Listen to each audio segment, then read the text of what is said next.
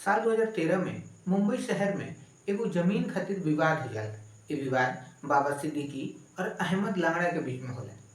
अहमद लंगड़ा के तरफ से छोटा शकील बाबा सिद्दीकी के धमकी भरा फोन करेलन। कहेलन कि अगर तू जमीन से पीछे ना हटल तो ई तारा खातिर बिल्कुल अच्छा ना हो। बाबा सिद्दीक ई धमकी के इग्नोर कर देलन। हालांकि कुछ ही दिन बाद अंडरवर्ल्ड के डॉन दाऊद इब्राहिम के फोन आवेला। फोन पर दाऊद बाबा सिद्दीकी से कहेलन कि अगर तू जमीन से पीछे ना हटल तो हम फिल्म डायरेक्टर राम गोपाल वर्मा से कह के तहरा पर एगो फिल्म बनाए और फिल्म के नाम रही एक था एमएलए। सीधे मारे के धमकी मिलला के बाद बाबा सिद्दीक थोड़ा डर जालन और उ पुलिस प्रशासन के तरफ दौड़ल जालन। प्रशासन बाबा सिद्दीकी के भरोसा दिले कि प्रशासन तारा साथे बा आ तहार केहू कुछ ना बिगाड़ी। ई बात के बीतले 11 साल हो जाला। अब तारीख होला 12 अक्टूबर 2024। 12 अक्टूबर 2024 के बाबा सिद्दीकी के 3 लोग गोली मार के हत्या कर देला। पुलिस जांच में जुट जाला कि आखिर ई काम के कइले बा। हालांकि अगला ही दिन सोशल मीडिया पर एगो पोस्ट वायरल हो जाला। वो पोस्ट में ई दावा कइल जाला कि ई काम और केहू ना बल्कि लॉरेंस बिश्नोई ग्रुप के आदमी कइले बा। जैसे ही बात फैलेला चारों तरफ चर्चा शुरू हो जाला कि आखिर बाबा सिद्दीकी के ह। कैसे उनकर संजय दत्त के साथे, सलमान के साथे और यहाँ तक कि शाहरुख के साथे, साथी में बॉलीवुड की बड़ा बड़ा हस्ती के साथे उठ बैठ बा। तो आज की कहानी में हमने के इहे जानल जी कि के रहे बाबा सिद्दीक और उनकरा साथे ऐसा काहे हो गई। आदाब नमस्कार, हम अशरफ सोनू खान। आज की कहानी 12 अक्टूबर 2024 से स्टार्ट होला। पूरा शहर में दशहरा के धूमधाम रहेला। जगह जगह पर रावण दहन कइल जात रहेला। साथ ही में हर जगह पटाखा के भी जबरदस्त आवाज होत रहेला। महाराष्ट्र राज्य के मुंबई शहर में बांद्रा ईस्ट एरिया में एगो थाना होला, निर्मल नगर थाना। निर्मल नगर थाना के पास पूर्व विधायक अपना विधायक बेटा के साथे उनकर ऑफिस से बाहर की ओर निकलेलन। इनकर नाम होला बाबा सिद्दीक। बाबा सिद्दीक अपना दोस्त सन के साथे दशहरा के आनंद लेवे खातिर बाहर निकलेलन। चारों ओर आतिशबाजी होत रहेला, चारों ओर पटाखा के आवाज आवत रहेला। तभी वहाँ एगो ऑटो आके रुकेला। ऑटो से 3 लोग नीचे उतरेला और अचानक फायरिंग शुरू कर देलन। 6 राउंड के फायरिंग होला। फायरिंग में 3 गो गोली बाबा सिद्दीक के लागेला और एगो गोली उनकर एगो दोस्त के छू के चल जाला। हालांकि अगल बगल इतना आतिशबाजी होत रहेला कि अभी तक ई बात केहू के पता ना चलेला। लेकिन तभी एगो गोली गाड़ी के शीशा पर जाके लागेला, जो कि बुलेट प्रूफ उनकर कार होले। ऊपर लागला के बाद आसपास के लोग जानेला कि गोली बारिश होता। जैसे ही लोग के पता चलेला अफरा तफरी के माहौल हो जाला। सब केहू वहां से भागे लागेला। हालांकि जोन बहादुर गार्ड होलन बाबा सिद्दीक के, उ 2 गो के पकड़ लेलन, लेकिन तीसरा बच के भाग जाला। एने बाबा सिद्दीकी के हालत बहुत गंभीर हो गए रहेला। उनका शरीर से बहुत ज्यादा खून निकल गए रहेला। 2 गो गोली उनकरा सीना पर लागल रहेला और एगो गोली उनकरा पेट में। तभी उनकरा के नजदीक के ही बांद्रा में स्थित लीलावती हॉस्पिटल में 9:30 बजे के आसपास भर्ती करावल जाला। हालांकि 2 घंटा तक डॉक्टर उनकर देख रेख करेला लो और कोशिश करेला लो उनकरा के बचावे के, लेकिन 11:30 बजे के करीब उनकर देहांत हो जाला। हालांकि जैसे ही बात वायरल होला कि बाबा सिद्दीकी के केहू गोली मार के हत्या कर देला, तो पूरा मुंबई सन्न हो जाला। पुलिस पर काफी ज्यादा प्रेशर हो जाला कि जल्द से जल्द वो कातिल के पता लगाओ या फिर ई के कइले बा ओकर पुख्ता सबूत हासिल करो। 2008 के बाद था कैटरीना कैफ के बर्थडे रहे और बर्थडे में सलमान और शाहरुख के बीच काफी बहस हो गई। दोनों एक दूसरा के खूब भला बुरा बोलस लोग। ई झगड़ा आगे चल के और बड़ा होत गई और 5 साल तक चला। हालांकि 2013 में बाबा सिद्दीकी ही वो आदमी रहलन जिनकरा कहला से ये दोनों आदमी एक दूसरा से हाथ मिलावल लो आ एक दूसरा के गला भी लागल लो। एकरा बाद ई झगड़ा बिल्कुल ही खत्म हो गई। सब केहू ई सोचे लागल कि आखिर 5 साल तक जे एक दूसरा से ना मिलल ओकरा के मिलावे वाला बाबा सिद्दीकी के ह। 1958 में बिहार राज्य में जन्मल बाबा सिद्दीक कुछ ही साल बाद मुंबई अपना पिताजी के साथे शिफ्ट हो गईलन। अपन ग्रेजुएशन के पढ़ाई पूरा कइला के बाद बाबा सिद्दीकी के पॉलिटिक्स में काफ़ी इंटरेस्ट जाग गई। 1977 में बाबा सिद्दीक इंडियन नेशनल कांग्रेस के साथे जुड़ गईलन। साथ में छात्र राजनीति से भी जुड़ल रहलन। 1980 में यूथ कांग्रेस बांद्रा से महासचिव बन गईलन।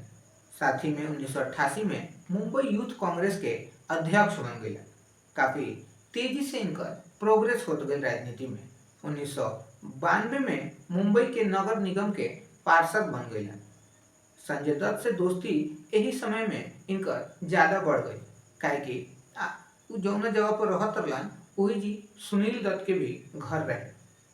उनका घरे आवाजाही की वजह से इनकर हम उम्र रहलन संजय दत्त, और यही वजह से इनका लोग में दोस्ती बहुत ज़्यादा बढ़ गई। संजय दत्त से दोस्ती होने के कारण संजय दत्त के जितना दोस्त रहे लो उनसे भी इनकर जान पहचान बढ़ गई, जैसे कि सलमान खान, शाहरुख खान और भी बॉलीवुड के तमाम बड़ा अभिनेता लोग। बाबा सिद्दीक 1980 से ही इफ्तार पार्टी के एगो चलन ले आ गए रहलन। वो हर साल इफ्तार पार्टी रखस और अपन दोस्त लोग के और बड़ा बड़ा सेलिब्रिटी लोग के भी वहाँ इनवाइट करस। हर साल सेलिब्रिटी के तादाद बढ़त जाओ। एक बीच तो ऐसा कहल जाओ कि इतना तो सेलिब्रिटी अवार्ड शो में ना जाला लोग जितना इनकरा इफ्तार पार्टी में आ जाला। 1999 में बांद्रा वेस्ट विधानसभा से इलेक्शन लड़लन बाबा सिद्दीक और अपना दोस्त संघ की मदद से जीत भी गईलन। साथ ही में 2004 में भी जीतलन और 2009 में भी जीतलन। बाबा सिद्दीक 2000 से 2004 तक अध्यक्ष रहलन आवास एवं क्षेत्र विकास के। वहीं 2004 से 2008 तक महाराष्ट्र सरकार में मंत्री भी रहलन। यही दौरान बांद्रा ईस्ट से अपना बेटा के एमएलए के टिकट दिवैलन और साथ ही में उनका बेटा के भी जीत मिलल।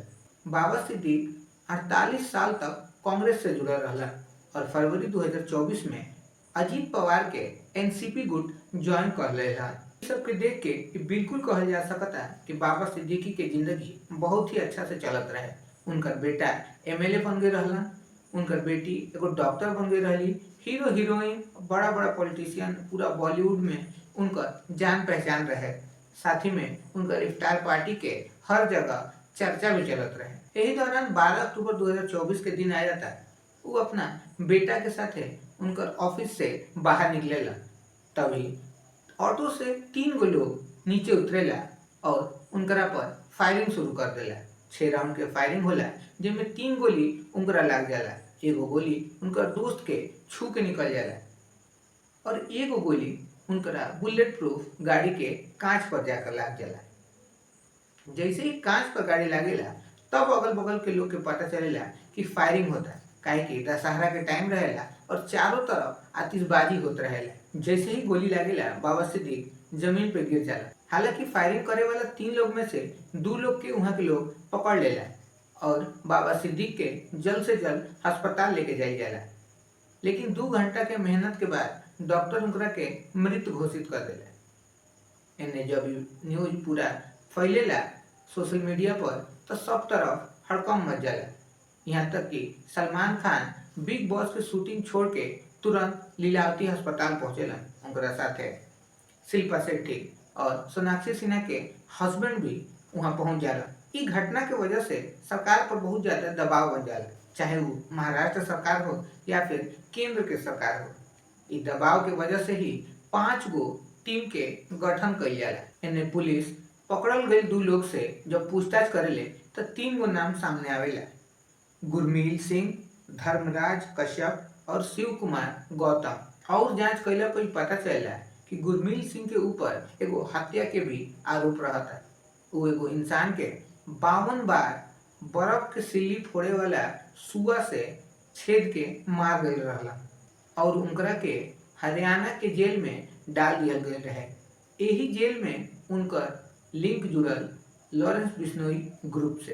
बात कर जाओ धर्मराज कश्यप के और शिव कुमार के, तो इ लोग यूपी के एगो जिला होला बहराइच जिला, वहाँ एगो गंडारा गांव होला, वही गांव के मामूली परिवार से बिलोंग करेला लोग। इ लोग काम के सिलसिला में अपना गांव से मुंबई आई रहेला लोग और एगो स्क्रैप फैक्ट्री में यानी कूड़ा के फैक्ट्री में काम करे लगे लोग। आगे पूछताछ में पता चला कि इनका लोग के सुपारी दिहल गए रहेला बाबा सिद्दीक के मर्डर खातिर। दोनों आदमी के 50-50 हजार रुपया भी दिहल गए रहेला। इ लोग 40 दिन से वहाँ रेकी में रहेलो बाबा सिद्दीकी के कि उ कहाँ उठतरन, कहाँ बैठतरन, कहाँ आलन, कहाँ जावेलन, इ सब देख रेख कई। आगे पूछताछ में ये भी पता चलेला कि मरे से 15 दिन पहले बाबा सिद्दीक के एगो धमकी भरा फोन भी गए रहेला। वो धमकी के कारण बाबा सिद्दीक के वाइस सिक्योरिटी भी दिया जाला, जेमें 11 गो पुलिस वाला उनकरा सेवा में तैनात रहेला। हालांकि हत्या के 28 घंटा बाद ही एगो सोशल मीडिया पर पोस्ट वायरल हो जाला। इ पोस्ट सुबू लंकर महाराष्ट्र के नाम से होला। एमे इ दावा कइल गए रहेला कि इ हत्या लॉरेंस बिश्नोई गैंग के द्वारा ही कइल गई बा। इ पोस्ट में लॉरेंस बिश्नोई और लॉरेंस बिश्नोई के गैंग के टैग भी कइल रहेला। आगे पोस्ट में लिखल रहेला कि सलमान खान हमनी के इ ना करे चाहतनी सन, लेकिन हमनी के ताहरा वजह से इ कइले बानी सन। एमे इ भी कहल जाला कि सलमान खान ही मेन टारगेट बाड़न, लेकिन जे भी उनकर साथ दी या फिर उनकर मदद करी उनका के भी हमनी के टारगेट करम सन। इ नाराजगी के कारण इ बा कि 1998 में एगो शूटिंग के दौरान सलमान खान से एगो काला हिरन के मौत हो जाला। उ काला हिरन के बिश्नोई समाज भगवान के बराबर मानेला और वही वजह से इ नाराजगी बढ़त बढ़त आज ए हद तक बढ़ गई बा कि उनका जान लेवे के भी कोशिश कइल जाता। यही के दौरान 14 अप्रैल 2024 में सलमान खान के गैलेक्सी अपार्टमेंट पे फायरिंग होला। जे भी लोग फायरिंग में शामिल रहेला उ तीनों लोग के पुलिस हिरासत में ले लेले। हिरासत में लेला के दौरान एक आदमी वही में सुसाइड कर लेले। हालांकि जो पोस्ट वायरल भइल बा ओमे इ भी लिखल गइल बा कि बाबा सिद्दीकी के जो हत्या कइल बा उ उनकर साथी के मौत के बदला है। तो पुलिस पर अभी बहुत ज्यादा दबाव बा। पुलिस के केहुआ जल्द से जल्द इ बात के पक्का सबूत के साथे मीडिया के सामने रखे के पड़ी कि आखिरकार इस सब मामला के पीछे सच में लॉरेंस बिश्नोई गैंग के हाथ बा या फिर केहू और उनकर नाम के यूज करता है या फिर अंडरवर्ल्ड के भी हाथ बा। हमारी कहानी सुनावला का मकसद केहू के परेशान कइल ना ही केहू के दिल दुखावल है। ये कहानी सुनावला का मतलब लोग के जागरूक कइल है ताकि लोग इस सब से बच के रहो और सावधान रहो। मिले नहीं तार लोगों से एगो अगला वीडियो में। अगर वीडियो पसंद आई लोग को तो चैनल के सब्सक्राइब करके वीडियो के लाइक कर दिलो।